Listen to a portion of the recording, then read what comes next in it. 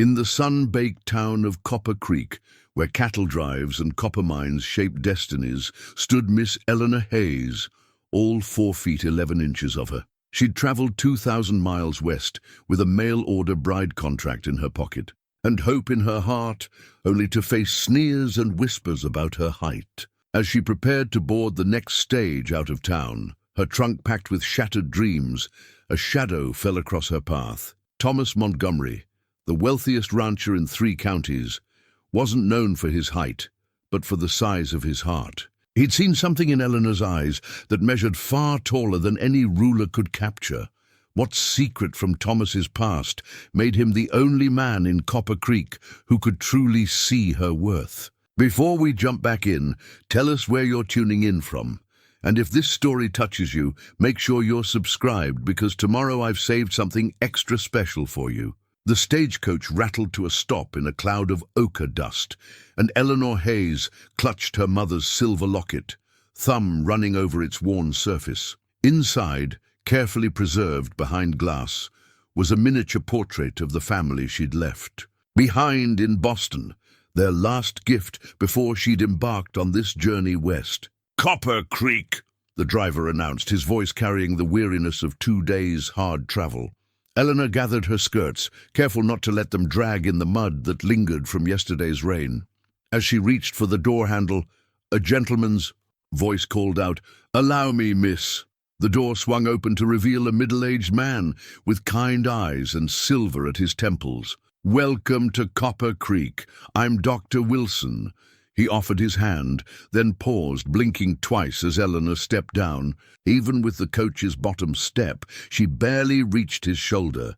"Miss Eleanor Hayes," she replied, lifting her chin with the quiet dignity her mother had instilled in her. "I'm here to meet Mrs. Whittaker." "Ah, the matchmaker." Something flickered across the doctor's face, concern perhaps, or pity. Eleanor had seen that look before, had learned to steel herself against it. "Her office is just down the street, past the general store." Eleanor retrieved her trunk, a modest thing that held everything she deemed worth bringing to her new life. The doctor moved to help, but she shook her head with a smile. "I manage quite well, thank you." She'd learned long ago that being small didn't mean being helpless. The main street of Copper Creek stretched before her, a mixture of wooden boardwalks and rutted dirt, lined with false-fronted buildings that reached toward the vast Montana sky. Women in practical calico dresses hurried about their errands, while cowboys lounged outside the saloon, their spurs catching the late afternoon sun. Eleanor's fingers found the locket again, drawing strength from its familiar weight. "You'd be proud, Mama," she whispered. "Your little girl made it all the way west." The word "little" caught in her throat, but she pushed past it. Height hadn't stopped her from graduating top of her class at the Women's Academy, or from managing her father's books when his eyes began to fail. She spotted Mrs. Whittaker's office, a neat white building with green trim and a small brass plaque. Through the window she could see a woman with elaborately styled grey hair bent over a desk. Eleanor took a deep breath, straightened her travel-worn jacket, and pushed open the door. The bell's cheerful tinkle announced her arrival. Mrs. Whittaker looked up, her professional smile freezing slightly as she took in Eleanor's diminutive stature. "Miss Hayes, I presume." The matchmaker's voice held a note of dismay that Eleanor recognized all too well. "Your letters were so well written, I had assumed." She trailed off, shuffling through papers on her desk. "Yes, Mrs. Whittaker, I have my contract here." Eleanor withdrew the carefully preserved document from her reticule. Her hand trembled slightly, but her voice remained steady. "I understand you have several gentlemen interested in meeting potential brides." Mrs. Whittaker accepted the contract, her lips pressing into a thin line. "Miss Hayes, I feel I must be honest with you. The men out here, they're looking for sturdy wives, women who can handle the physical demands of ranch life." Eleanor's fingers tightened around her mother's locket. "I assure you, what I lack in height, I make up for in determination and capability." But Mrs. Whittaker was already shaking her head. Perhaps Perhaps we should discuss alternative arrangements. The school might need an assistant teacher, or, outside the window, a tall man rode past on a magnificent black stallion. He sat straight in the saddle, authority in every line of his form. For just a moment his gaze met Eleanor's through the glass, and something passed between them. A flash of recognition, though of what, she couldn't say. Then he was gone, leaving Eleanor to face Mrs. Whittaker's gentle rejection and the growing realization that her dreams of finding a place to belong might have died before they truly began. The next morning dawned clear and crisp, bringing with it the steady stream of potential suitors Mrs. Whittaker had arranged to meet. Eleanor sat straight-backed in the matchmaker's parlor, her mother's locket providing cold comfort as man after man took one look at her and found somewhere else to be. "Perhaps if you stood," Mrs. Whittaker suggested helplessly to Eleanor after. The third man made his excuses. "I assure you, Mrs. Whittaker, standing won't add the 6 inches they seem to require." Eleanor's voice remained level, though her fingers trembled as they smoothed her skirts. The door opened, admitting a tall man with weathered features. "Jim Hawkins," he announced, then stopped short. "Ma'am, there must be some mistake." "No mistake, Mr. Hawkins," Eleanor said, rising to her full height, such as it was. "I'm the one who wrote about having experience with bookkeeping and animal husbandry." He shifted uncomfortably. "Didn't expect... Well, meaning no offense, but I need someone who can reach the top shelf in the kitchen without a ladder." After he left, Mrs. Whittaker disappeared into her back office, returning with a hand-lettered sign that made Eleanor's heart sink further. "Notice: all potential brides must meet minimum height requirements for ranch work." "I'm sorry, dear," the matchmaker said, propping the sign in her window, "but we must be practical. These men need wives who can handle the physical demands of frontier life." Eleanor watched as Mrs. Whittaker added measurements to the sign that might as well have been a gate closing her out of the life she'd dreamed of. "My father's ranch in Boston," she began. "This isn't Boston," a new voice interrupted. Clayton Pierce stood in the doorway, his expensive suit marking him as one of the territory's successful mine owners. "Out here, we need women of substance." His eyes raked dismissively over Eleanor's small frame. "Though I suppose you could find work in the mining office. We need someone to crawl into the small spaces with the account books." Heat flooded Eleanor's cheeks, but she lifted her chin. "I prefer the open air, Mr. Pierce." "Suit yourself." He turned to Mrs. Whittaker. "Speaking of suits, I'm still waiting to meet that Boston heiress you mentioned in your letter, the one with the substantial dowry." Eleanor gathered her reticule, unable to bear another moment of being discussed as though she were a defective piece of merchandise. Outside, the morning bustle of Copper Creek continued, unaware of her humiliation. Women carried baskets of fresh bread and produce, their skirts swishing efficiently around their ankles that, Eleanor noted with bitter humor, were all at least a foot higher off the ground than her own. She was so lost in her thoughts that she nearly collided with a group of cowboys emerging from the general store. "Watch where you're—" "Oh!" One of them stopped short, peering down at her. "You must be the little lady from the matchmakers. Boys, come see what the East sent us." Laughter rippled through the group. Eleanor clutched her mother's locket, wishing she could disappear into it like the tiny painted figures inside. Then a shadow fell across the boardwalk, and the laughter died. "Something amusing, gentlemen?" The voice was deep, quietly authoritative. Eleanor turned to find the man she'd seen yesterday on the black stallion. Up close, he was less imposing, in height than she'd imagined, though still tall enough that she had to tilt her head back to meet his eyes. "Mr. Montgomery?" one of the cowboys mumbled.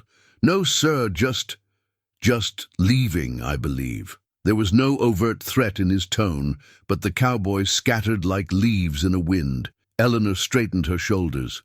"Thank you, Mr. Montgomery, but I don't need—" "Thomas?" he interrupted, then smiled slightly at her startled look. "My name is Thomas, and I know you don't need rescuing, Miss Hayes, Eleanor Hayes." She waited for the familiar flicker of surprise. The measuring... Look, it didn't come. Instead, he gestured to Mrs. Whittaker's window. Interesting sign. Though I've found that measuring someone's worth by inches is about as useful as measuring a horse's spirit by the size of its stall. Before Eleanor could respond, Mrs. Whittaker appeared in the doorway. "Mr. Montgomery, I had no idea you were... That is, we don't often see you in town. Were you perhaps interested in discussing potential matches?" Thomas's eyes never left Eleanor's face. "Perhaps I am, Mrs. Whittaker. Perhaps I am." The black stallion stood tethered outside Mrs. Whittaker's office, its silver-studded bridle catching the morning light. Eleanor had never seen such intricate leatherwork. Each concho had been carefully shaped into a delicate mountain flower, no two exactly alike. "His name is Midnight," Thomas said, watching her study the horse. "Would you like to meet him properly?"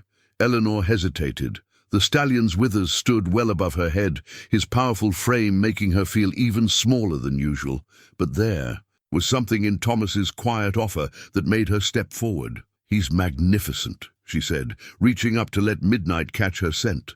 The stallion lowered his great head, nickering softly. "He knows quality when he sees it." Thomas's voice held no mockery, only a simple statement of fact. "Most people are too intimidated to approach him. He doesn't suffer fools gladly." Mrs. Whittaker appeared in the doorway, wringing her hands. "Mr. Montgomery, surely you don't intend, that is, with your standing in the community—" "My standing?" Thomas raised an eyebrow. "You mean my bank account, I suppose? Or the size of my ranch?" "Well, yes, and—" The matchmaker's eyes darted to Eleanor, who pretended to be absorbed in stroking Midnight's velvet nose. "Mrs. Whittaker," Thomas said quietly, "I've found that ledgers don't measure what matters most. My father taught me that, though it took me years to understand it." He turned to Eleanor. "Miss Hayes, would you do me the honor of riding with me? I'd like to show you something." Eleanor glanced at the stallion's imposing height, then back at Thomas. "I'm not sure I could—" He smiled, and the expression transformed his serious face. "I have a few tricks for that. If you trust me?" She did, she realized with surprise. Despite having just met him, something about his steady presence felt more reliable than all the polite dismissals she'd endured since arriving. "I trust you," she said. Thomas led Midnight to a water trough that stood at the perfect height for a mounting block. With gentle efficiency, he helped Eleanor arrange her skirts and settle side saddle before swinging up behind her. The position should have made her uncomfortable. It was hardly proper, but his respectful distance and the secure feeling of his arms reaching around her to hold the reins put her at ease. Mrs. Whittaker's scandalized gasp faded behind them as Midnight carried them down the main street. Eleanor felt the curious stares of townspeople, heard the whispers start up in their wake, but for once she didn't shrink from the attention. "My ranch lies west of town," Thomas said as they cleared the last buildings. "But first, I'd like to show you what made me fall in love with this country." The trail wound up through scrub-covered hills, each turn revealing new vistas. Eleanor had expected Montana to be beautiful, but nothing had prepared her for the majesty of the mountains rising purple against the horizon, or the way the spring grass rippled like waves in the wind. "It's breathtaking," she whispered. "Most people see the harshness first," Thomas said, "the distance between towns, the unforgiving weather. But there's a poetry to it, if you know how to look, like that cloud shadow racing across the valley." Eleanor pointed to where darkness and light chased each other across the landscape. She felt, rather than saw, his smile. "Exactly like that." "You have a keen eye, Miss Hayes." "Eleanor," she offered, "since we're being informal enough to share a horse." The trail opened onto a high meadow carpeted with wildflowers. Thomas drew Midnight to a halt, and they sat in companionable silence, watching red-tailed hawks circle overhead. "You're wondering why I intervened back there," he said finally. "The thought had crossed my mind. I saw something familiar in your eyes, the look of someone who spent too long being measured by the wrong yardstick." He paused. Would you like to hear a story about a boy who was told he'd never amount to much because he couldn't read the words in his school books properly? Eleanor turned slightly to look at him. What happened to him? His father taught him there were different ways to read, the lay of land, the health of cattle, the character of men. That boy grew up to own the largest ranch in 3 counties. His voice held no pride, only quiet acknowledgement. But he never forgot what it was like to be judged by a single measure and found wanting. Understanding bloomed in Eleanor's chest, warm and unexpected as the spring flowers surrounding them. And now he's trying to teach that lesson to others, only to those wise enough to already know its truth. Thomas gathered the reins. Now, would you like to see what a real Montana ranch looks like? I warn you, it's not as neat as those eastern establishments. Eleanor settled more comfortably against the saddle. I'd like that very much. The Montgomery ranch spread across the valley like a kingdom, its fence lines disappearing into the distance. Cattle dotted the emerald spring grass, their rich brown hides gleaming in the afternoon sun. As they approached the main house, Eleanor noticed how the buildings had been arranged with careful thought. The barn positioned to block the worst of the winter winds, the corrals angled to catch the morning light. Welcome to Silver Creek Ranch, Thomas said as they rode into the yard. A weathered man in his 60s emerged from the barn, his lined face breaking into a smile. Boss, didn't expect you back, so... He stopped short at the sight of Eleanor, but his surprise quickly transformed into a warm welcome. Well now, what have we here? Miss Eleanor Hayes, meet Frank Miller, my foreman and oldest friend. Thomas dismounted smoothly, then helped Eleanor down with careful dignity. Frank's been with the ranch since before I could reach the stirrups. And that wasn't so long ago as some might think, Frank chuckled. Come on inside, Miss Hayes. Martha's just pulled a fresh apple pie from the oven. The ranch house kitchen was a marvel of practical beauty, with gleaming copper pots and bundles of dried herbs hanging from the rafters. Martha Miller, Frank's wife, greeted Eleanor with the same easy warmth as her husband. Sit, sit, she insisted, pulling out a chair. You must be exhausted from the ride. Actually, Eleanor said, accepting a slice of pie, I found it invigorating, though I admit I've never ridden quite like that before. Boss, Frank said, speaking of riding, that new stallion's giving us trouble. Won't let anyone near him with a saddle.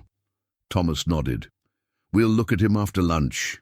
Miss Hayes, would you care to observe? I have a feeling you might have some insight. Before Eleanor could respond, Martha was already wrapping a second slice of pie. Take it with you to the study first. Thomas, show her the ledgers while Frank and I tend to things. Thomas led Eleanor down a hallway to a room lined with bookshelves. An enormous desk dominated one corner, its surface neat but well used. He pulled a leather-bound book from a shelf, its pages soft with age. The first ledger my father kept, he explained, laying it carefully on the desk. He started with 12 head of cattle and more dreams than sense, according to my mother. Eleanor leaned forward, instantly recognizing the careful columns of numbers and notes. But something was different about the way they were arranged. These aren't standard accounting entries. No, Thomas smiled. My father developed his own system. You see, when I was young, letters would sometimes jump around on the page for me. Numbers, too. He figured out that if we organized them differently, he traced a pattern on the page. The information was easier for me to grasp.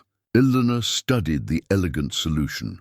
He turned the limitations into an advantage. Each entry tells a story, not just about money, but about the weather, the cattle's health, even which hands were working that day. Most people just see messy bookkeeping, Thomas said quietly. You're the first to understand it right away. She looked up to find him watching her with an intensity that made her heart skip. Because it's brilliant. You can track patterns this way, that's standard. Ledgers would miss. Her fingers traced a series of entries. See here, you predicted the drought of 21 3 months before it hit. We did, he acknowledged.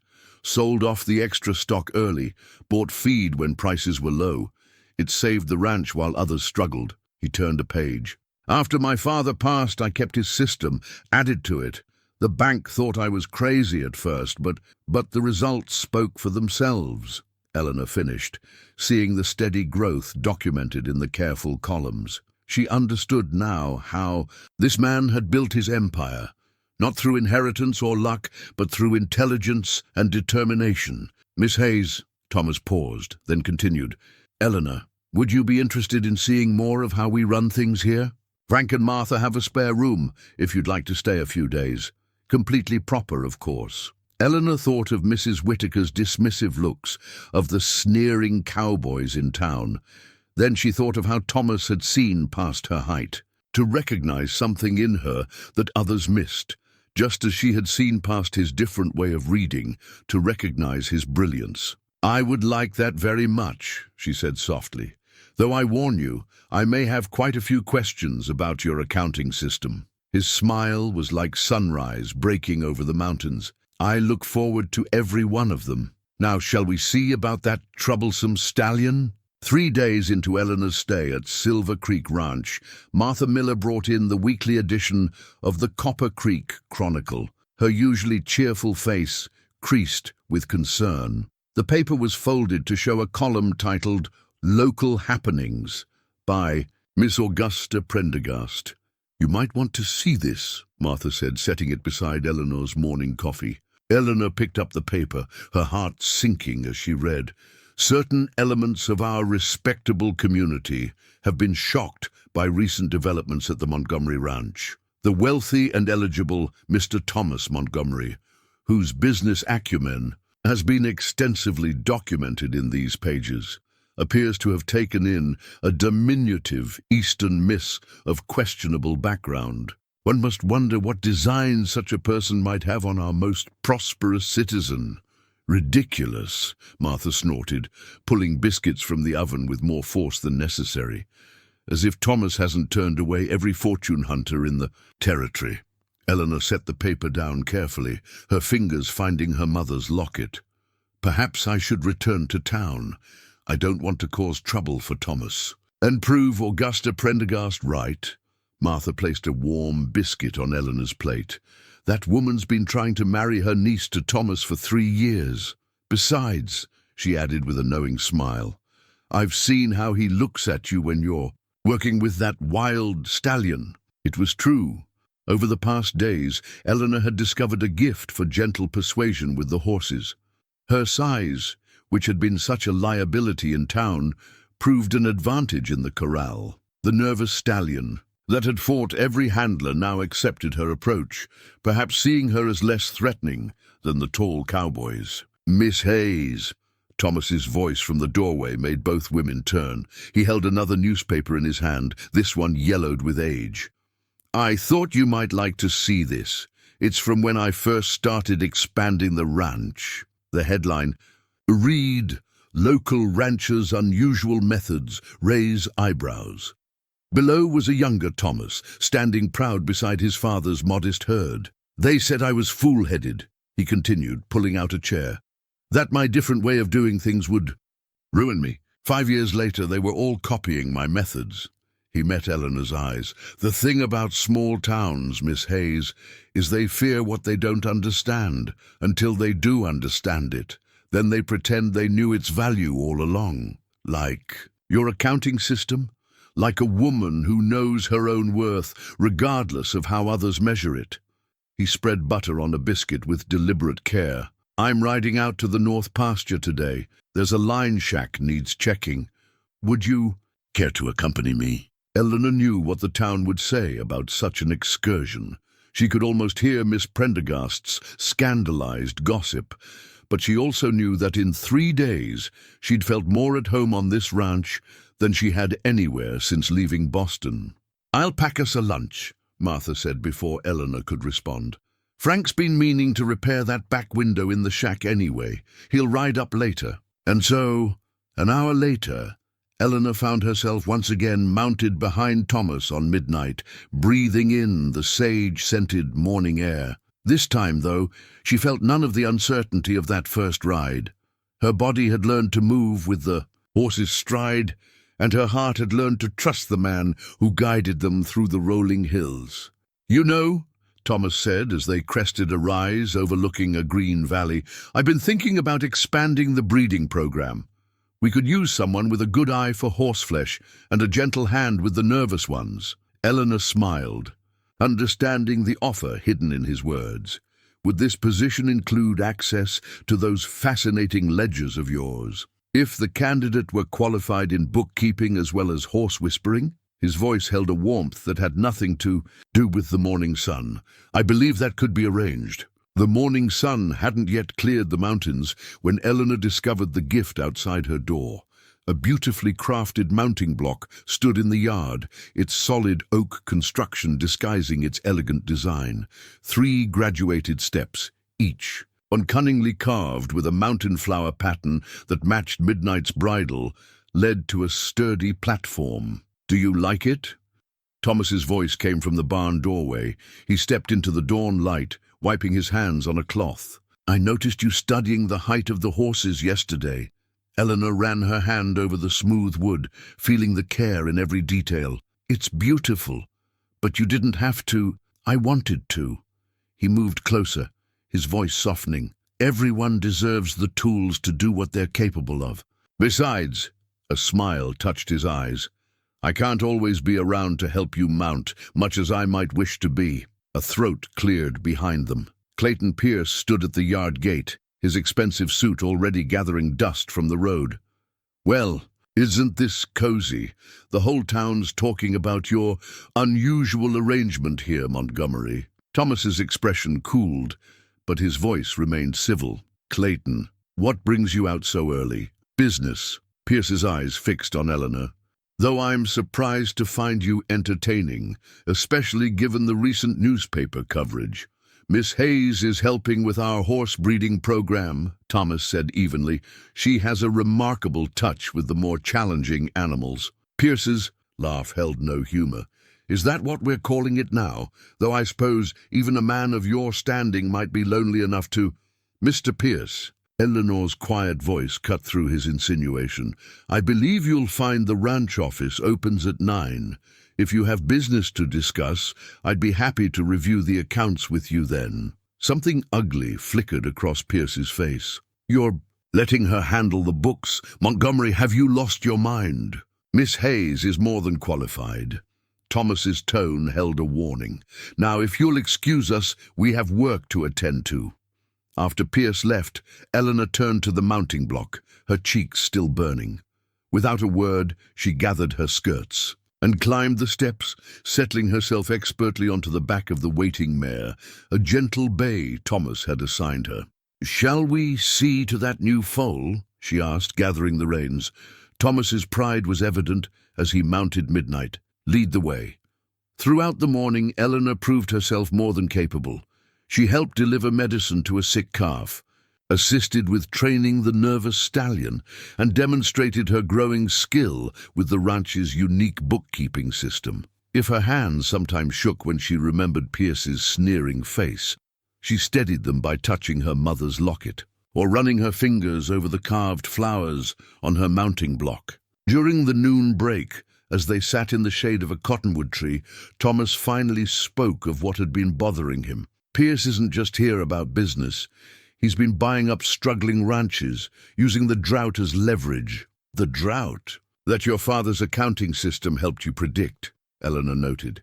"Yes, he's tried to convince me to sell several times." Thomas absently stroked Midnight's nose. "Keeps talking about modernization, efficiency, but I've seen how he runs. His mind's no regard for the land or the people who work it." Eleanor thought of the careful notes in the ledgers, recording not just profits but rainfall patterns, cattle health, and the welfare of every ranch hand. "He'd destroy everything you've built." "Everything my father built," Thomas corrected. Gently. "I just expanded on his vision." He turned to face her fully. "Eleanor, I need to ask you something.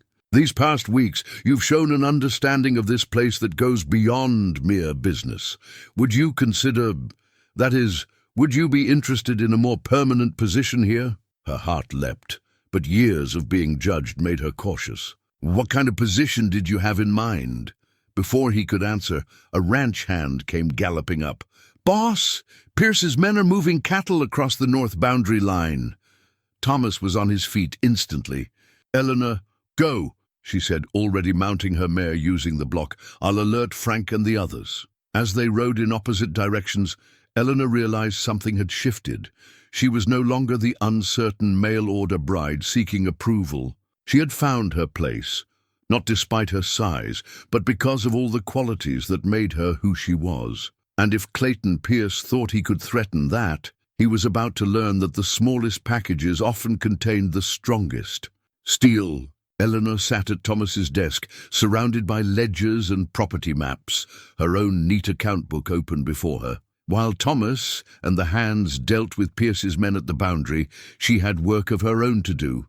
Her fingers traced across the entries, following the patterns Thomas's father had created and his son had perfected. There, she murmured, marking a page with her finger. That's what he's after. Martha appeared in the doorway with coffee. Found something? Look at this.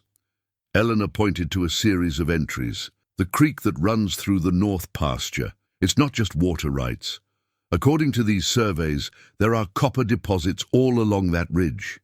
Pierce isn't after grazing land at all. That snake, Martha said, setting down the coffee cup with a sharp clink. He's trying to steal mining rights. Eleanor was already pulling out more papers. And that's not all. See these weather patterns? The droughts. Breaking. Pierce knows it. That's why he's moving now, before the land values recover. She opened her own account book, where she'd been tracking local property sales since arriving. Every transaction, every shift in market prices, carefully noted in her precise hand. A pattern emerged. Pierce had been systematically buying land around Silver Creek Ranch, piece by piece. He's boxing us in, she realized. If he controls the water rights... Hoofbeats in the yard interrupted her. Thomas strode in, his face dark with anger. Pierce's men pulled back, but they're claiming there's a dispute over the boundary line. Says his deed shows the creek is his. Eleanor finished. That's what he wants you to think. She spread out the papers.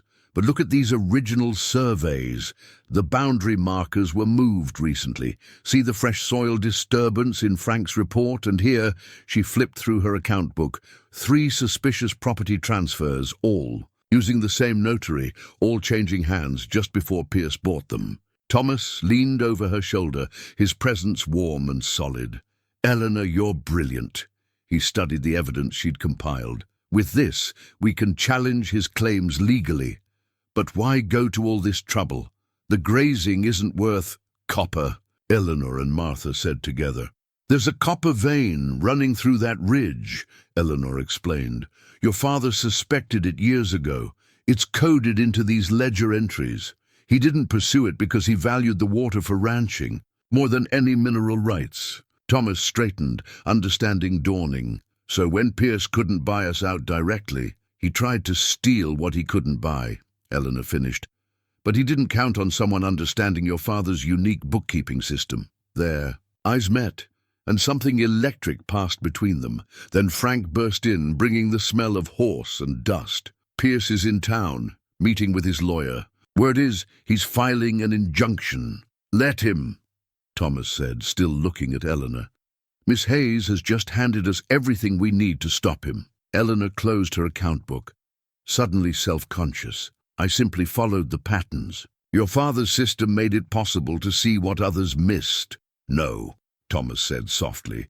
You saw what others missed because you know what it's like to be underestimated, just as you saw value in a different way of keeping books or in a rancher who reads differently than most. Martha and Frank exchanged knowing looks and quietly slipped out, leaving Eleanor and Thomas alone in the study. The afternoon sun slanted through the windows, turning the dust motes to gold. Miss Hayes, Thomas began then. Eleanor, I need to tell you something. He moved around the desk to face her. When you first arrived in Copper Creek, I saw something in you that reminded me of this ranch, something beautiful and strong that others were too blind to value properly. These past weeks, watching you work, seeing how you understand not just the books but the heart of this place. He gestured to the papers spread across the desk. "You've protected my father's legacy better than I ever could alone." Eleanor's hands trembled slightly as she stacked the ledgers. "The ranch is worth protecting. It's become—" She paused, gathering courage. "It's become home." "Then stay," Thomas said quietly. "Not as an employee, not as someone who has to prove their worth. Stay as—" He took a deep breath. "Stay as my wife, if you'll have me." Before Eleanor could respond, a commotion erupted in the yard. They rushed to the window to see Clayton Pierce riding up, a document held high in his hand like a battle flag. "Looks like he's brought that injunction," Thomas said grimly. Eleanor squared her shoulders. "Then let's show him exactly what he's up against." She gathered her account book and the evidence she'd compiled. Together, the summer social was Copper Creek's grandest annual event, transforming the town hall into a glittering approximation of an Eastern ballroom. Eleanor stood before the mirror in Martha's spare room, smoothing the sage-green silk of her best dress, the one she'd packed with such hope for her new life out west. "You look lovely," Martha said, adjusting the pearl combs in Eleanor's carefully arranged hair. "Though you might want this too." She held out a dance card on a silk ribbon, its ivory surface still pristine. Eleanor took it with trembling fingers. After the past weeks of ranch work and legal battles, the thought of facing Copper Creek society seemed more daunting than breaking any wild stallion. "Remember," Martha said, reading her expression, "you're the woman who uncovered Clayton Pierce's scheme and saved Silver Creek Ranch. You have nothing to prove to these people." A soft knock interrupted them. Thomas stood in the doorway, resplendent in a black suit that made him look every inch the wealthy rancher he was. But it was his expression when he saw Eleanor that made her breath catch. "Miss Hayes," he said, softly, "you put the sunset to shame." They rode into town in Thomas's best buggy, Eleanor's dance card already bearing his name in his careful handwriting. The first dance was his by right as her escort, but he'd also claimed the supper dance. And the last waltz, the rest remained empty, a fact that would normally have mortified her, but somehow didn't matter anymore. The town hall blazed with lamplight, bunting and summer flowers decorating every surface. As they entered, the music faltered briefly, conversations stuttering to a halt before resuming with increased intensity. Eleanor felt the weight of every stare, heard the whispers behind fluttering fans. "My goodness," Augusta Prendergast's voice carried clearly from nearby. "I had no idea the circus was in town." "Ignore them," Thomas murmured, leading Eleanor onto the dance floor. "They're just jealous that I'm dancing with the most capable woman in the territory." As they moved through the waltz, Eleanor gradually relaxed into the familiar steps. Thomas was an excellent dancer, adjusting his stride naturally to match her shorter one. They moved together as easily as they had on horseback, finding a rhythm that made their height difference seem irrelevant. "Well, if it isn't the lovely Miss Hayes," Clayton Pierce's voice interrupted them between dances. "I trust you're enjoying your temporary position at Silver Creek Ranch?" "Miss Hayes's position is permanent," Thomas said firmly. "In fact—" "Thomas!" A willowy young woman in an elaborate pink gown swooped in. "You simply must dance with Emily. She's been practicing her waltz for weeks, haven't you, dear?" Miss Emily Prendergast, Augusta's niece, simpered appropriately. "Oh, Mama, you're embarrassing me." Eleanor felt Thomas tense beside her. Before he could respond, she touched his arm gently. "You should dance with Miss Prendergast. I need to rest a moment anyway." But as Thomas reluctantly led Emily onto the floor, Pierce stepped closer.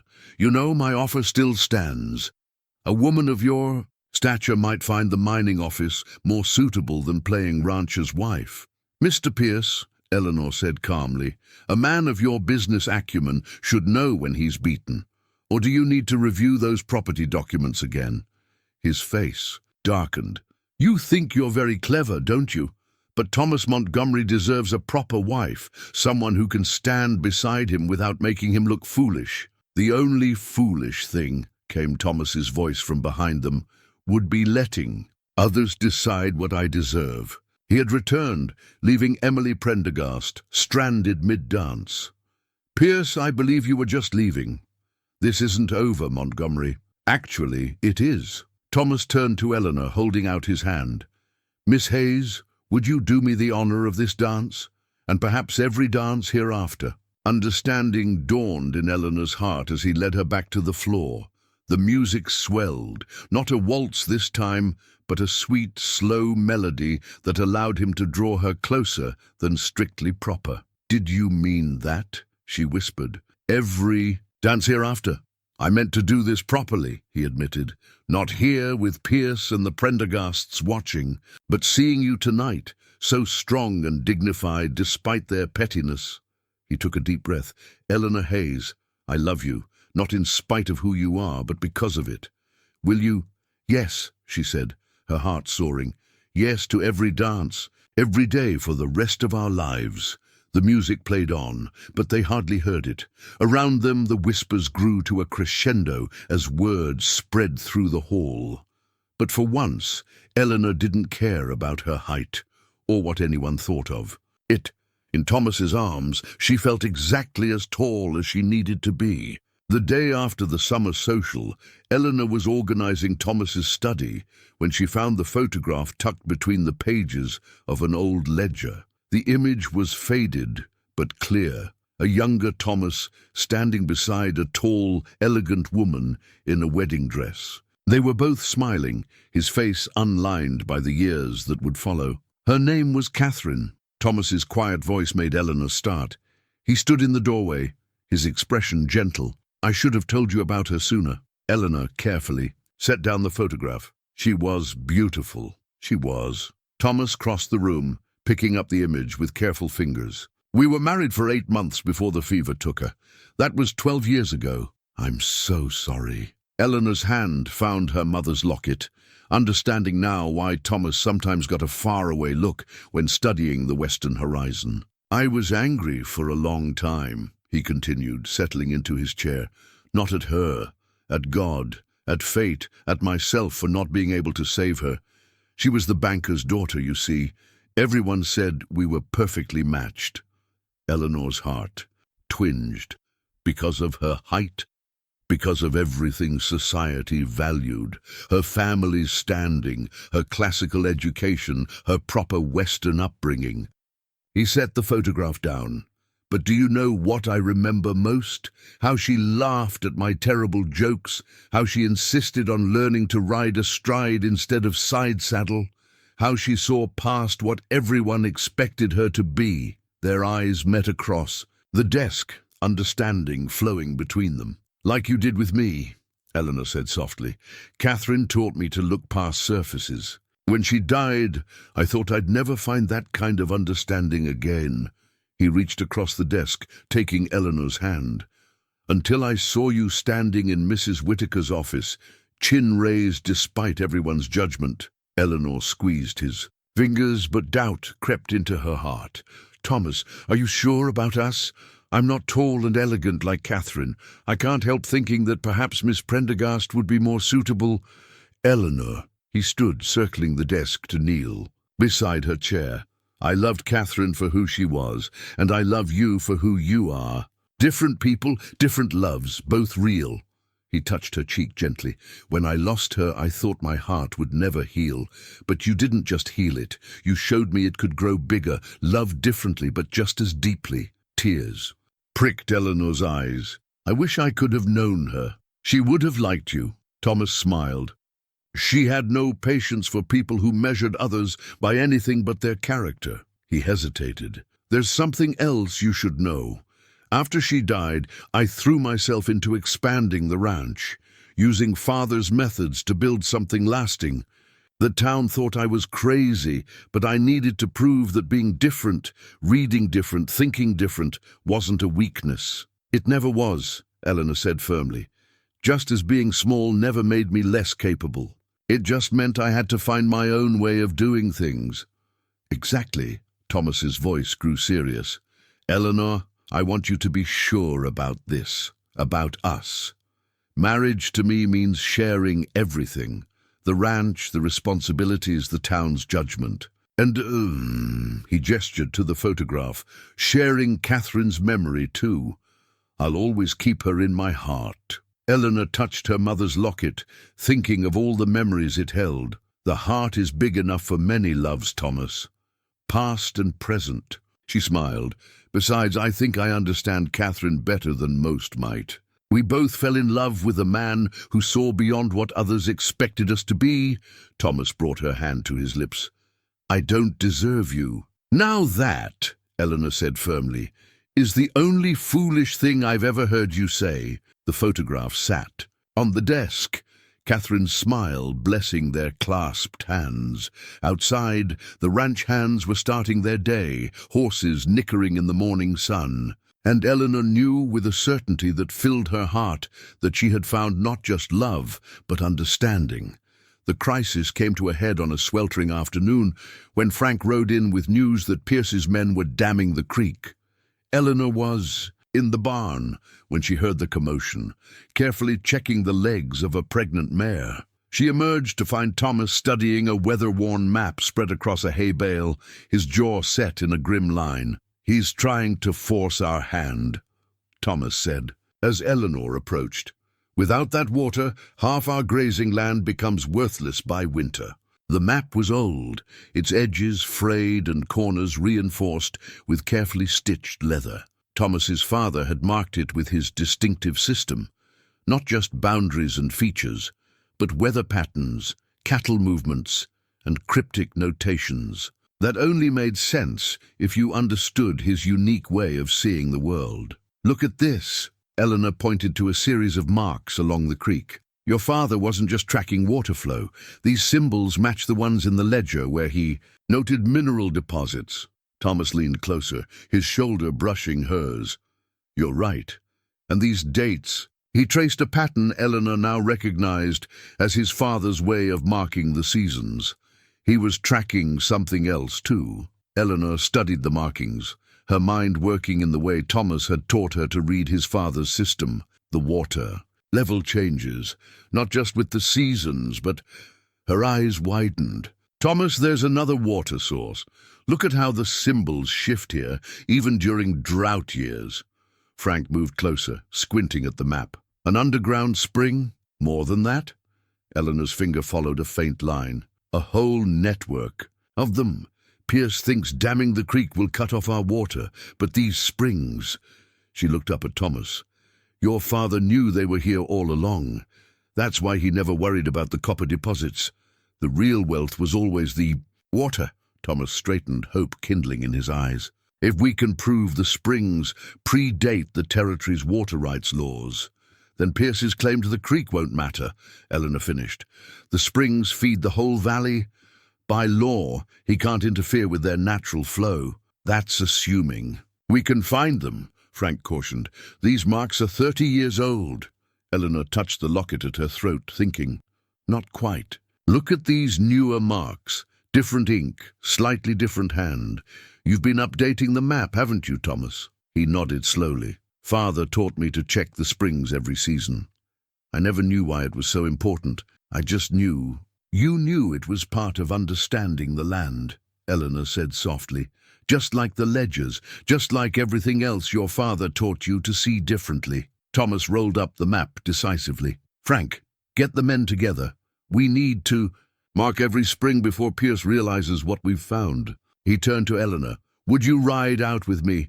I could use your eye for patterns. They spent the rest of the day on horseback, Eleanor on her bay mare and Thomas on Midnight, checking each location marked on the map. At every stop, they found exactly what Thomas's father had documented. Clear springs bubbling up from the rocky ground, feeding hidden streams that kept the valley green even in the driest years.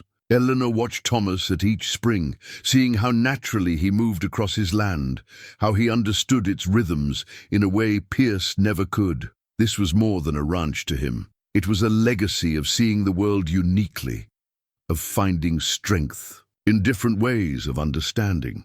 As the sun began to set, they paused on a ridge overlooking the valley. The creek gleamed like copper in the fading light, Pierce's dam an ugly blot on its natural flow. "We'll file the water rights claim first. And think tomorrow," Thomas said. "Pierce won't know what hit him." Eleanor nodded, but her mind was already racing ahead. "We should do more than that. These springs, they're not just on your land, are they? They feed the whole valley." "What are you thinking?" "A water cooperative." Eleanor's eyes lit up. "If we can get the other ranchers to sign on, show them how the springs connect everyone's land, Pierce won't just lose his claim, he'll lose his ability to divide the community." Thomas stared at her for a long moment, then laughed. "You're incredible, you know that. You don't just see the patterns, you see how to use them to help everyone." Eleanor smiled, touching her mother's locket. "I learned from the best. Your father's map, your way of reading the land. You taught me to see beyond the surface, just like you saw beyond my height." The setting sun painted the valley in shades of gold and purple. Tomorrow would bring challenges, legal battles, community meetings, Pierce's inevitable resistance. But sitting there on their horses, the weather-worn map safely tucked in Thomas's saddlebag, Eleanor knew they would face it all together, each bringing their own unique way of seeing the world. Thomas was uncharacteristically nervous at breakfast the next morning, barely touching Martha's fresh biscuits. When Eleanor entered the kitchen, he stood so quickly he nearly knocked over his coffee cup. "Ride with me?" he asked. "There's something I'd like to show you before we head into town to file those water rights." The morning air was crisp, heavy with the scent of sage and early autumn. Thomas led them along an unfamiliar trail, climbing higher into the hills than their usual routes. Eleanor had long since learned to trust both him and her mare, letting the horse pick its way along the narrow path, while she enjoyed the way the rising sun painted the valley below. They stopped in a small meadow surrounded by aspen trees, their leaves just beginning to turn gold. Thomas helped Eleanor dismount, then reached into his saddlebag. "I've been working on this," he said softly, pulling out a wooden box about the size of a thick book. "Started it the day you figured out Father's ledger system." The box was a work of art. Carved into its surface were all the symbols from Thomas's father's mapping system, the marks for springs, the patterns that tracked seasons, the special notations that had helped a boy who read differently understand his world. But Thomas had transformed them into something new, weaving the symbols into an intricate design of mountain flowers that matched Eleanor's mounting block and Midnight's bridle. "Thomas?" she breathed, running her fingers over the delicate work.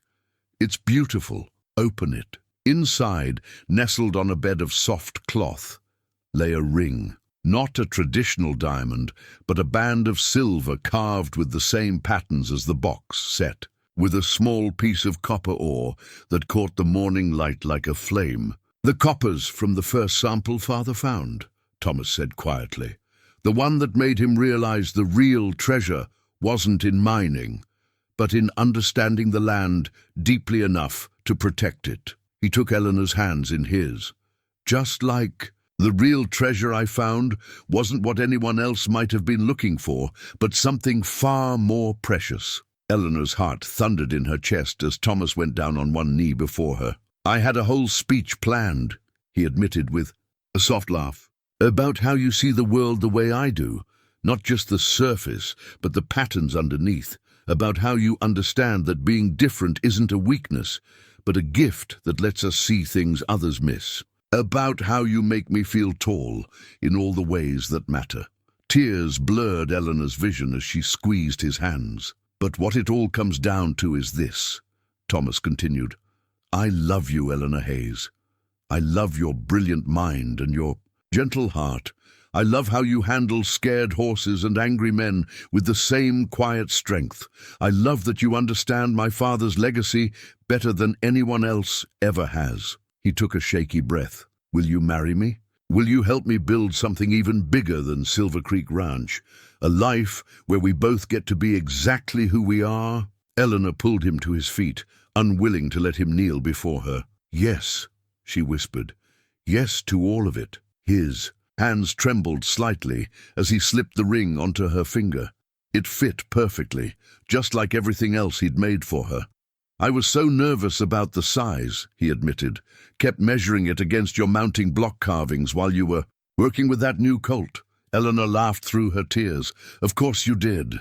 Just like you measured all those steps and platforms, so I'd never need to ask for help unless I wanted to." He drew her close, his voice rough with emotion. "I never want you to feel like you have to be anything other than exactly who you are. Not on our ranch, not in town, not anywhere." "Our ranch," she repeated softly, liking how it sounded. "Our everything," he corrected, and kissed her. The aspens rustled around them, their leaves catching the morning sun like countless tiny mirrors. The horses grazed contentedly nearby, Midnight's silver-studded bridle flashing as he moved.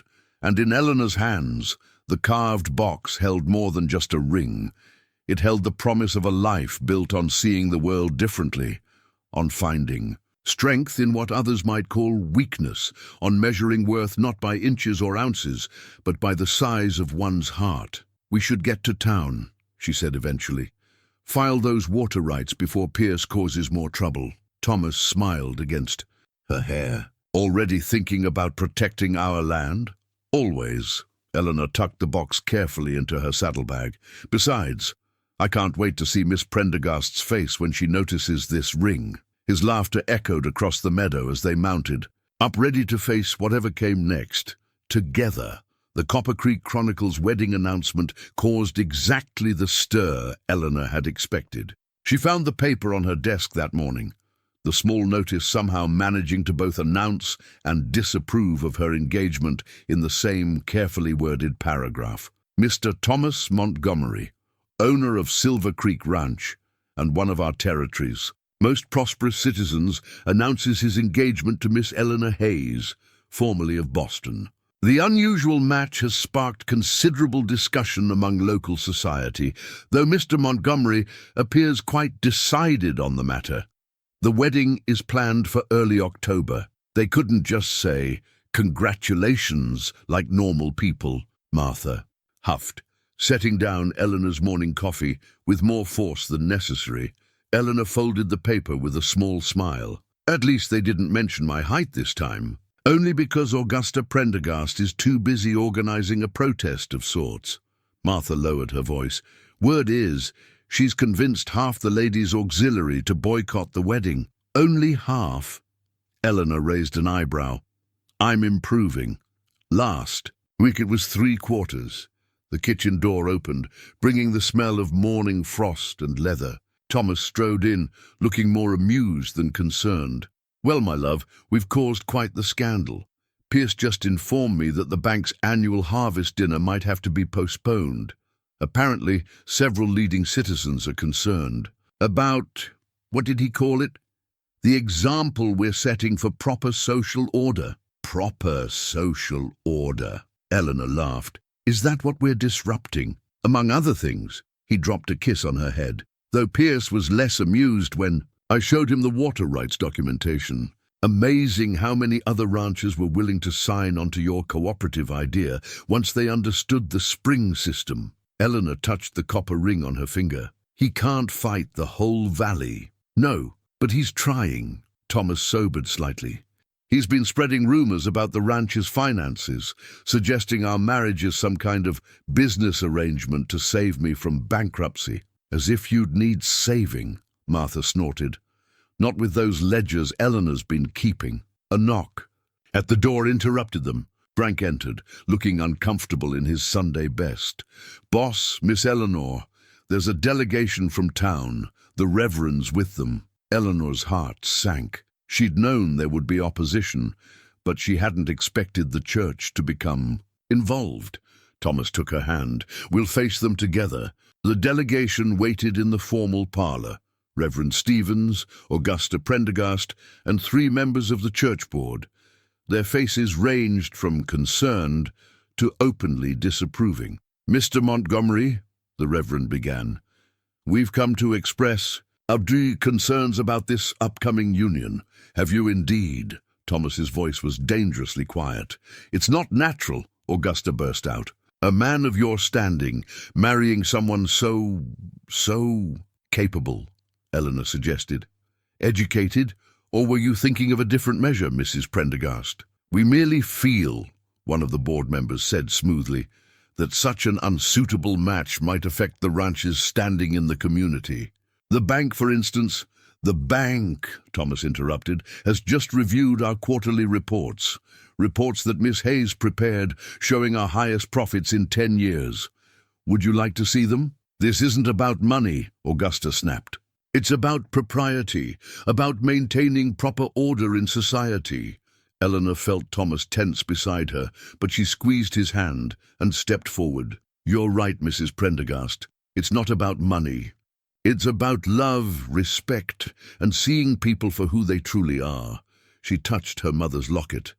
I came west looking for a place to belong, not realizing I would find someone who belonged with me exactly as I am. Reverend, Thomas added quietly, my father taught me that God doesn't measure souls by earthly standards. He taught me to see the world differently, to find blessings in unexpected places. He drew Eleanor closer. I've found mine. Will you help us celebrate that blessing, or will you let prejudice blind you to it? The Reverend looked between them for a long moment. Then, surprisingly, he smiled. Your father was a wise man, Thomas, and he would be proud of the wisdom you've found. He turned to his companions. I will be performing this wedding. Those who wish to celebrate God's love in all its forms are welcome to attend. Augusta Prendergast stormed out, taking 2 board members with her, but the third lingered, looking thoughtful. You know, he said slowly, my sister out in California married a Chinese merchant. Family was scandalized. Now he's the most respected businessman in San Francisco. He nodded to Eleanor. Sometimes the best matches are the ones that make us question our assumptions. After they left, Eleanor turned to Thomas. That went better than expected. He chuckled. Only you would call. That better? Well, we still have a reverend, and at least one ally on the church board. She grinned. Plus, you should see the books I've been keeping. Pierce won't know what hit him when the quarterly report goes public. Thomas gathered her close. Have I told you lately how glad I am that you're too short to be a proper bride? Yes, Eleanor laughed, stretching up to kiss him, but you can tell me again. The letter arrived on a Tuesday, the familiar handwriting making Eleanor's heart leap.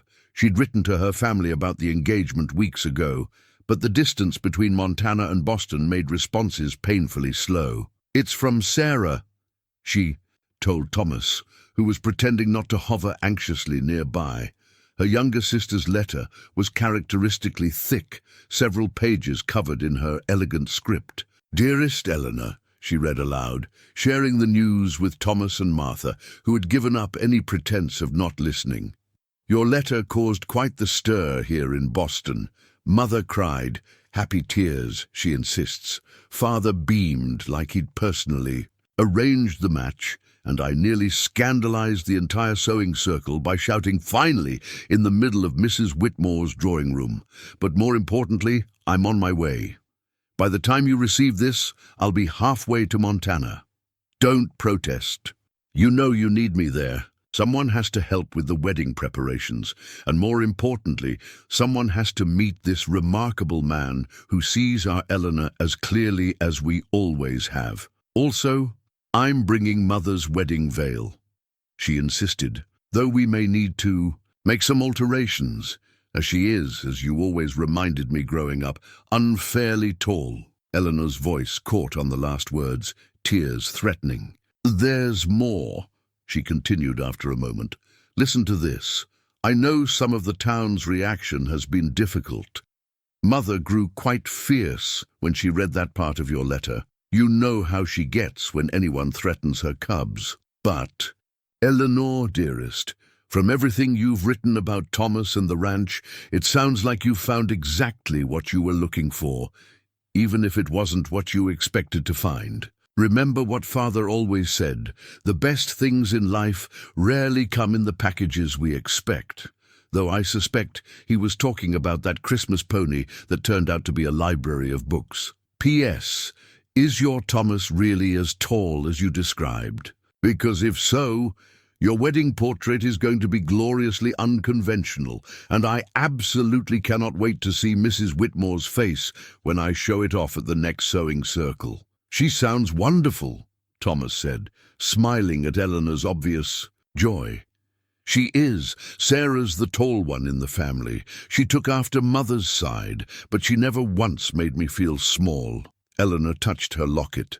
She used to let me stand on her schoolbooks when we practiced dancing, saying it was only fair since I'd helped her learn her sums. Martha wiped her eyes with her apron. Well, we'd better get the guest room ready. When does she arrive? Eleanor checked the letter's date. According to this, tomorrow's stage. The next day found them all at the stage depot, Eleanor practically bouncing with anticipation. When the coach finally arrived in a cloud of dust, a tall, elegant young woman emerged, her traveling dress somehow still immaculate after days of travel. Eleanor!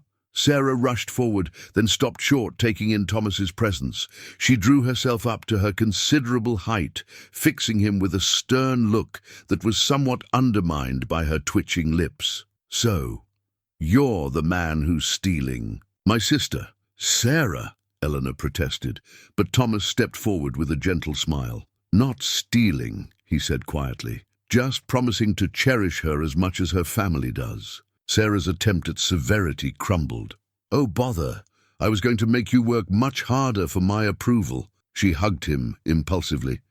But anyone who looks at Eleanor that way has already won it. The ride back to the ranch was filled with Sarah's delighted observations about everything from the mountain views to the way Thomas had designed Eleanor's mounting block. But it wasn't until they were unpacking her trunk that she revealed her biggest surprise. Mother and Father are coming too, she announced, pulling out the promised wedding veil. They've already left Boston. Father said wild horses couldn't keep him from walking his Eleanor down the aisle. Eleanor sat down hard on the bed. But the journey, their responsibilities, are less important than being here for this. Sarah sat beside her, taking her hand. Besides, Father said something about wanting to meet the man who understands. That the best gifts often come in unexpected packages. That evening, watching Sarah charm the ranch hands with her wit and height-enabled ability to reach the top shelf of Martha's kitchen cabinets, Eleanor felt the last piece of her heart settle into place. Thomas found her on the porch watching the sunset paint the mountains. Happy? He asked softly. Complete, she corrected. My family, our ranch, you. She leaned against him. Though I suspect having Sarah here is going to make the town talk even more. She's never been one to hold back her opinions, Thomas laughed. Good. Between her height and your strength, we'll show them that love comes in all sizes. Eleanor touched her copper ring, thinking of the family traveling across the country to be with her, of the sister who had dropped everything to help, and of the man who had seen past everything to love her heart. We already have. The legal document arrived 3 days before Eleanor's parents were due to reach Copper Creek. Frank brought it in during breakfast, his weathered face dark with concern. The packet bore the territorial court seal and Clayton Pierce's signature. He's challenging the original land grant, Thomas said grimly, scanning the dense legal text. Claims Father's grant wasn't properly registered due to... His jaw tightened. Due to his different way of filling out the forms. Eleanor took the document, her heart sinking as she read. Pierce's lawyers had seized upon the unique way Thomas's father had completed the territorial paperwork. The same different way of seeing things that had made the ranch so successful. This is ridiculous, Sarah declared, reading over Eleanor's shoulder. Surely they can't invalidate a 30-year-old grant because the forms were filled out uniquely. They can try. Thomas pushed back from the table. Pierce is claiming Father's irregular documentation means the original boundaries were never properly established. If the court agrees, they could void the entire grant, Eleanor finished quietly. Everything would revert to territorial control, and Pierce just happens to have an application ready to claim it. Thomas's voice was bitter. 20 years of building something different, something that works, and they want to destroy it because the papers weren't filled out in the proper way. Eleanor's mind was already racing, thinking of the ledgers, the maps, the careful documentation that had protected them before. "Thomas, where are the original grant papers?" "In Father's strongbox. But they'll just show the same unique notation, system that Pierce is using against us." "Good." Eleanor stood decisively. "Sarah, help me in the study. We need every document your father kept about the grant application." Hours later, the study looked like a paper storm had hit it. Eleanor and Sarah had spread documents across every surface, creating a timeline of the ranch's founding. Martha kept them supplied with coffee, while Thomas and Frank gathered supporting statements from longtime neighbors. "Look at this," Sarah said suddenly. "In the territorial records from that year, all land grants had to be verified by a federal marshal within 6 months of approval." Eleanor's heart leaped. "And your father's grant was verified by Marshal James Cooper." Thomas pulled out another document. "I remember him. He used to stay at the ranch when making his rounds. Thomas stopped, understanding dawning. He had a son who read differently too." Eleanor was already pulling out more papers. "So when he verified the grant, he would have understood." "Father's notation system," Thomas finished, "and his verification makes the grant legally binding, regardless of how the forms were filled out." "But that was 30 years ago," Sarah pointed out. "Is Marshal Cooper still alive?" "No," Thomas said softly, "but his son." He turned to Frank. "Ride to Millbrook. Find Michael Cooper. Tell him we need his help remembering how his father made the law work for everyone, not just those who saw things the proper way." As Frank rode out, Eleanor studied the original grant papers with new understanding. Thomas's father hadn't just created a different way of documenting things. He'd found allies who understood that different didn't mean wrong. The marshal's verification wasn't just a signature. It was a statement that there was more than one right way to do things. "Pierce doesn't understand," she said, touching the copper ring Thomas had given her. "He thinks everything has to fit. His idea of proper to be valid. But your father built something better by being different." Thomas drew her close. "Just like we're building something better by being ourselves." Sarah watched them with bright eyes. "Pierce is going to regret this, isn't he?" "Oh yes," Eleanor smiled, "because he's not just attacking Thomas's inheritance now. He's attacking everything we believe in. The idea that being different is a strength, not a weakness." The next few days passed in a blur of preparation. Michael Cooper arrived with a trunk full of his father's papers, including personal letters about Thomas's father and the grant verification. Eleanor's parents reached Copper Creek just as Pierce's lawyers filed their formal challenge. But Eleanor hardly noticed the legal storm. She was too busy watching her father, tall, distinguished Jonathan Hayes, shake Thomas's hand with tears in his eyes, too moved by her mother's fierce hug, and whispered, "We're so proud of you," to worry about Pierce's schemes. That evening, as the family gathered on the ranch house porch, Thomas's copper ring caught the sunset light. "We'll need to delay the wedding," he said regretfully, "until this legal matter is settled." "Absolutely not," Eleanor's father interrupted. "I didn't cross half the continent to let some small-minded man's lawsuits stop my daughter's happiness. Besides," Sarah added with a wicked smile, "can you imagine Pierce's face when the judge who dismisses his case has to attend our wedding the next day?" Eleanor squeezed Thomas's hand. "She's right. We're done letting others decide what's proper. And for us." Thomas looked around at their gathered family, Eleanor's parents beaming with pride, Sarah plotting Pierce's downfall, Martha and Frank adding their own determined support. "You're right," he said softly. "Let's show them exactly what love looks like when it doesn't follow their rules." The wedding dress arrived from Boston in a box almost as tall as Eleanor. Her mother had commissioned it from their family's longtime seamstress, who had been dressing Eleanor since she was a child. But when they lifted it out, Eleanor's heart sank.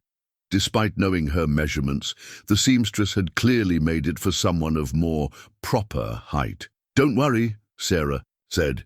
seeing her sister's face. "This is why I learned dressmaking. We'll make it perfect." For the next 3 days, while Thomas and Eleanor's father dealt with Pierce's legal challenge, the women transformed the dress. Sarah's clever fingers adjusted the proportions, while Eleanor's mother carefully restyled the train. Martha contributed.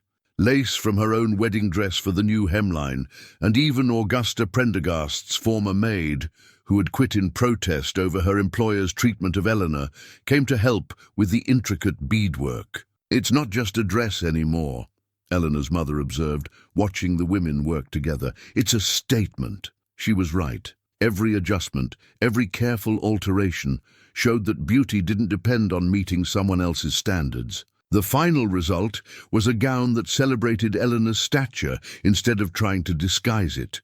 The morning of the wedding dawned clear and cool. Eleanor stood before the mirror in her perfectly fitted dress, her mother's veil, now expertly shortened, floating around her shoulders. The copper ring on her finger caught the light, matching the autumn colors Sarah had woven into her bouquet. A commotion outside drew her to the window. Clayton Pierce stood in the ranch yard, waving papers and confronting Thomas. "You can't do this!" Pierce's voice carried clearly. "The judge hasn't ruled on the land grant case. This wedding is a transparent attempt to influence the court." "The only thing transparent here is your desperation," Thomas replied calmly. "The wedding has nothing to do with the case and everything to do with love." "Love?" Pierce sneered. "Look at her. She barely comes up to your shoulder. What will people think?" "They'll think," Eleanor said, stepping onto the porch, "that love sees deeper than height." A collective gasp went up from the gathering crowd. In her perfectly fitted dress, with her head held high, Eleanor seemed to fill the space with a presence that had nothing to do with physical size. "Miss Hayes," Pierce started, but Eleanor cut him off. "Mr. Pierce, you've spent so much time measuring things by your own narrow standards that you've missed what really matters. This ranch thrives because Thomas and his father saw the world differently. The valley prospers because we work together instead of fighting over boundaries. And this dress," she smoothed the silk that fit her like a dream. "It's beautiful because we adapted it to celebrate who I am, not who others think I should be." Thomas moved to stand beside her, and Eleanor saw the moment Pierce realized he had lost more than a legal battle. The community had gathered not just for a wedding, but to celebrate what Eleanor and Thomas represented, the triumph of love and understanding over prejudice and proper appearances. "The judge ruled this morning," Thomas's lawyer called, riding up with a paper in his hand. "The original grant stands. Marshal Cooper's verification was legally binding." A cheer went up from the crowd. Eleanor saw Augusta Prendergast turn on her heel and stalk away, but others who had opposed them were now smiling, perhaps seeing something new in the way Thomas looked at her, or in how she stood tall despite her height.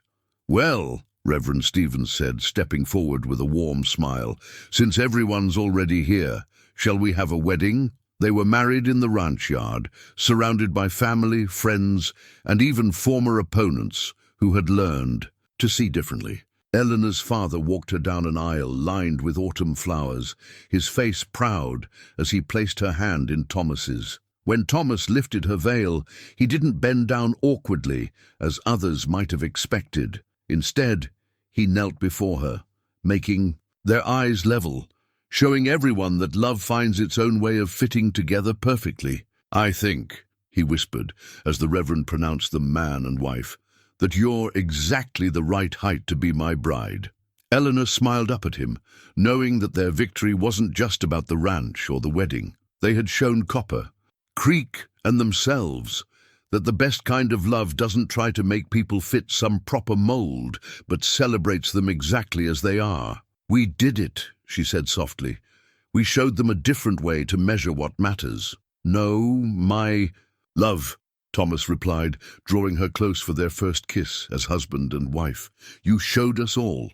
The morning after the wedding, Eleanor sat at Thomas's desk, their desk now, holding the newly recorded ranch deed. Her name had been added alongside his, the formal script declaring them equal partners in both life and business. "It's not just a piece of paper," Thomas said, watching her trace their joined names. "It's a promise to the future." Eleanor smiled, thinking of all the documents that had shaped their journey. The mail-order bride contract that had brought her west, the height requirement notice that had nearly sent her home, the water rights agreement that had united the valley, and now this, official recognition that Silver Creek Ranch belonged to both of them. "Your father would have loved this," she said softly. "His unique way of seeing things carried on through both of us. He would have loved you." Thomas pulled out the old leather-bound ledger. "Look what I found this morning." Hidden between the pages was a letter, the paper yellowed with age, written in his father's distinctive style. "To my son, and whoever is wise enough to see his worth." I'm writing this as I watch Thomas master our different way of reading the world. Some call it wrong, call him slow because letters and numbers don't sit still for him like they do for others. But I've seen how he reads the land, the sky, the hearts of animals and people. He sees patterns others miss, finds solutions in unexpected places. Whoever finds this letter will have discovered our unique bookkeeping system. You'll have understood that being different isn't a weakness, but a gift. And if you're reading this with my son, you're probably the person I've been praying he'd find, someone who sees the world as richly and differently as he does. Take care of each other and of this land. Build something bigger than either. Of you could alone, with love and faith in the future, James Montgomery. Eleanor wiped tears from her eyes. He knew someone would understand eventually. He knew you would understand, Thomas corrected gently. Even if he never met you. A knock at the door interrupted them. Sarah entered, her face glowing with excitement. "You need to see this." They followed her out to the yard, where a group of young ranch hands had gathered around Eleanor's mounting block. One of them, a boy who had always struggled with the regular record-keeping system, was explaining how he'd adapted Thomas's father's notation method to track the herd movements. "See, if you mark it this way," he was saying, drawing in the dust, "you can show both where they graze and how long the grass will last. Just like Mrs. Montgomery, showed us with the ledgers." Eleanor squeezed Thomas's hand, watching their legacy already taking root in the next generation. "Your father was right. We are building something bigger." The rest of the morning brought a steady stream of visitors. Eleanor's parents, preparing to return to Boston, promised to send more books on innovative ranching methods. The Reverend came to announce that the church board had unanimously voted to establish a school fund for children who learned differently. Even some of the ladies who had opposed their marriage stopped by, curious about the water cooperative and Eleanor's adaptations to the bookkeeping system. "We're changing minds," Sarah observed, watching another former critic leave with a thoughtful expression. "Not just about you two, but about what's possible when we stop insisting everyone fit the same mold." By sunset, Eleanor and Thomas stood on their porch now by legal deed and loving choice, watching the autumn light paint the mountains gold. The ranch hands were bringing in the evening herd, using the new tracking system that combined Thomas's father's wisdom with Eleanor's innovations. "I've been thinking," Thomas said, his arm warm around her shoulders, "about expanding the breeding program, like you suggested, not just horses but ideas." Eleanor looked up at him, understanding blooming. "You want to teach others your father's methods? Help them find their own ways of seeing things?" "Our methods now," he corrected. "Think about it. A place where people can learn that different isn't wrong. It's just different. Where they can discover their own strengths, like Father helped me discover mine. And like you helped me see that being small didn't mean being less," Eleanor added softly. "Exactly." His voice grew excited. "We could offer classes in adaptive ranch management, innovative bookkeeping, alternative horse training methods, show people there's more than one right way to do things." Eleanor's mind was already racing with possibilities. "We could start with the children who struggle in regular schools. Show them how your father's notation system might help them read in their own way. And then, Thomas smiled, knowing she was just getting started. And then, we show them what's possible when you measure success by understanding rather than conformity. She touched the deed in her pocket, thinking of all it represented.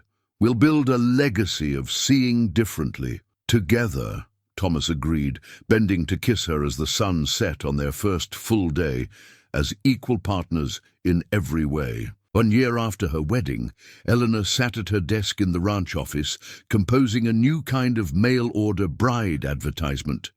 The fresh page before her would soon be sent to papers across the East Coast. But this was no ordinary notice. Seeking women of extraordinary character for exceptional Western matches, she wrote, her pen moving smoothly across the paper. Height, appearance, and conformity to society's expectations are irrelevant. What matters is your heart, your mind, and your willingness to see the world differently. Thomas found her there, adding the finishing touches to her advertisement. "Ready to change more lives?" he asked, smiling at the stack of letters already on her desk. Correspondence from other unconventional couples who had found love in their own unique ways. "Listen to this," Eleanor said, reading from her draft. "Silver Creek Ranch Matchmaking Service specializes in connecting those who don't fit society's traditional mold. We believe that the best matches come from understanding hearts, not outward appearances. Every person has unique gifts to offer, if only given the chance to shine." She touched her mother's locket, now containing a tiny portrait of her and Thomas on their wedding day. "We're not just matching couples," she continued. "We're building a community of people who understand that different isn't wrong. It's just different." The proof of that philosophy surrounded them. The ranch had flourished under their joint management, their unique combination of skills, making it more successful than ever. The adaptive learning program they'd started had grown to include students from across 3 territories, all discovering their own ways of reading the world.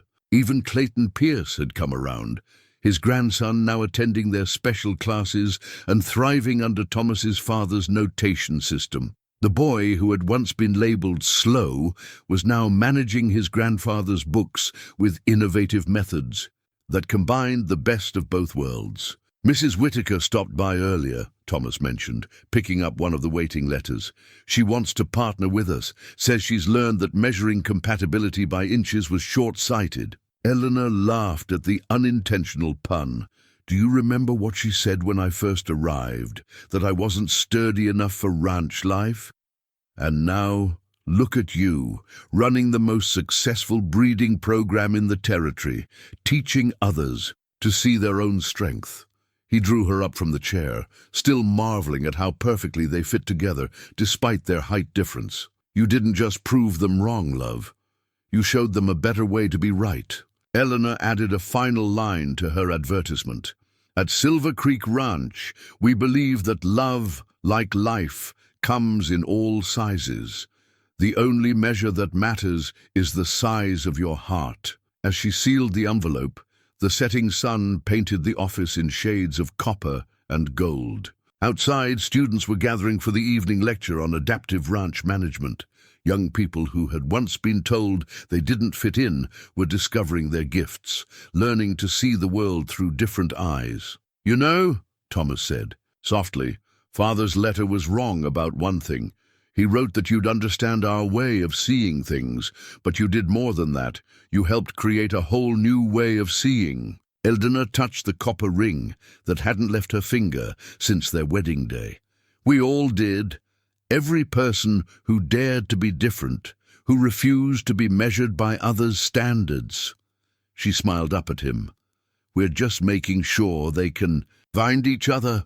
As they walked out to greet their students, Eleanor thought of that first day in Copper Creek, when she'd nearly let others' judgments send her running back east. How different her life would have been if she hadn't stayed, if Thomas hadn't seen past her height to her heart. But that was the real magic of Silver Creek Ranch. It wasn't just a place where two people had found love despite their differences. It had become a beacon for others seeking the same understanding. A place where being unique wasn't a flaw, but a gift waiting to be discovered. And that was a legacy worth any measure.